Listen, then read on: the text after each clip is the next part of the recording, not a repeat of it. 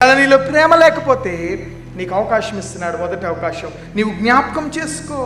Remember, నీవు ఏ స్థితి నుండి పడిపోతావో దానిని నీవు జ్ఞాపకం చేసుకో. జ్ఞాపకం చేసుకోవటం వల్ల మనం కరెక్ట్ చేసుకోవచ్చు. నీవు కరెక్ట్ చేసుకోవడానికి సిద్ధపడుతున్నావా? మొదటిసారి యేసును అనుభవించిన రోజులు గుర్తు చేసుకో. నువ్వు పాపములను క్షమించబడిన తర్వాత నీవు పొందిన ఆనందాన్ని జ్ఞాపకం చేసుకో. ప్రార్థనలో ఉత్సాహాన్ని జ్ఞాపకం చేసుకో. వాక్యం చదువుతున్నప్పుడు అప్పుడు నీకు కలిగిన క్రొత్త వెలుగును నీవు జ్ఞాపకం చేసుకో. మారు మనసు అనుభవం నీలో ఉండాలి. రిపెంట్ అనేది చాలా ప్రాముఖ్యమైనది. రిపెంట్ అనేది చాలా.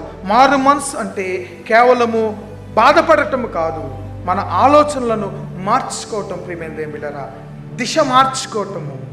నేను చల్లబడి ఉన్నానని అంటాడు వాక్యబాబు. నేను చల్లబడి, నువ్వు చల్లబడద్దు. దేవుడు నిన్ను మరలా తిరిగి ఆయన ఉజ్జీవింపచేసేటువంటి వాడుగా ఉన్నాడు.